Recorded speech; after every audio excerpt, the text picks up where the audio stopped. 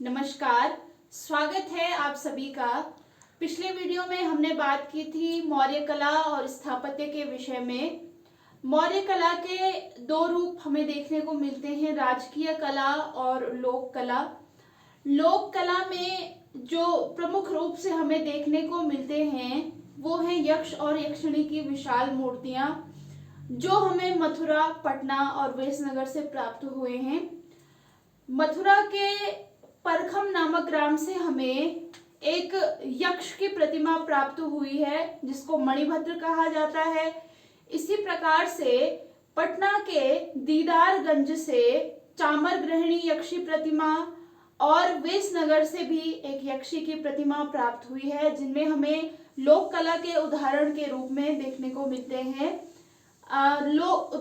मौर्यकालीन कला और स्थापत्य के साथ साथ तत्कालीन शिक्षा और साहित्य की बात की जाए तो मौर्य काल में तक्षशिला शिक्षा का प्रमुख केंद्र था और चंद्रगुप्त मौर्य, जिसने कि मौर्य वंश की स्थापना की थी, स्वयं तक्षशिला का छात्र रह चुका था।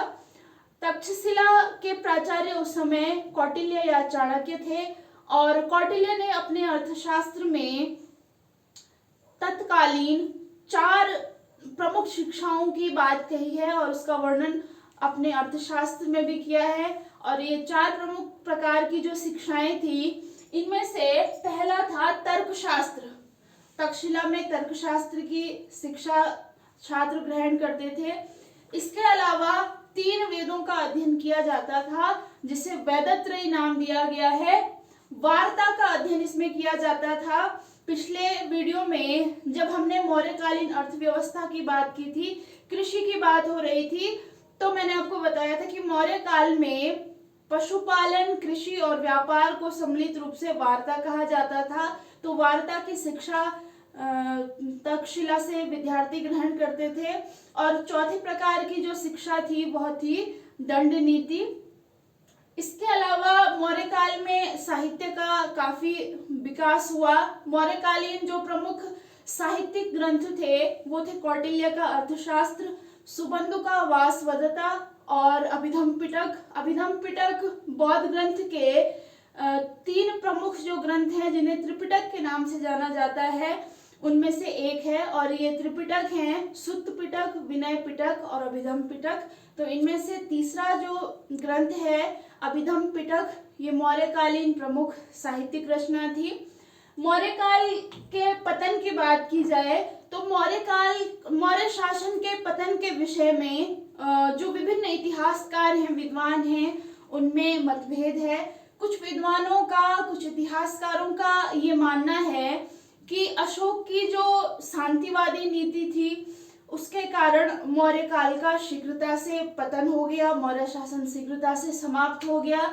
एक इतिहासकार है महामहोपाध्याय हरप्रसाद शास्त्री। इनके अनुसार अशोक की जो ब्राह्मण विरोधी नीति थी, इसके कारण मौर्य वंश का पतन हुआ। मौर्य वंश के पतन का कारण इन्होंने अशोक की ब्राह्मण विरोधी नीति को ठहराया है। इसी प्रकार से एक प्रमुख इतिहासकार हैं D.N. झा। उनके अनुसार मौर्य वंश के पतन का प्रमुख कारण था अशोक के बाद कमजोर उत्तराधिकारियों का आना। इसी प्रकार से D.D. कौशाम्बी का कहना है कि मौर्यकालीन जो संकटग्रस्त आर्थिक स्थिति थी वो मौर्य शासन के पतन का प्रमुख कारण रहा। जबकि इतिहासकार रोमिला थापर का कहना है कि जो केंद्रीकृत मौर्य शासन था उसमें अशोक के बाद उत्तराधिकारियों का, एक तरीके से जो मजबूत उत्तराधिकारी थे, सशक्त उत्तराधिकारी थे, उनका अभाव रहा और इसी कारण से मौर्य शासन का पतन हुआ। तो कुल मिलाकर के हम ये कह सकते हैं कि कहीं ना कहीं इन सभी कारणों से मौर्य शासन का और मौर्य प्रशासन का अंत हुआ।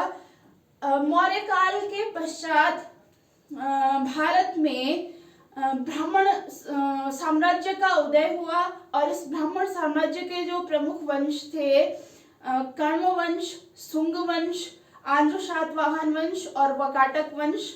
मौर्य वंश का अंतिम सम्राट था बृहद्रथ, और बृहद्रथ की हत्या उसके सेनापति पुष्यमित्र शुंग के द्वारा की जाती है।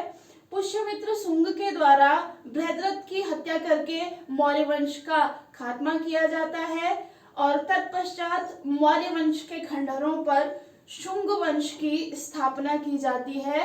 तो भारत में प्रथम ब्राह्मण वंश या प्रथम ब्राह्मण राज्य के रूप में जाना जाता है शुंग वंश को, और ब्राह्मण साम्राज्य की स्थापना का श्रेय दिया जाता है पुष्यमित्र शुंग को। धन्यवाद।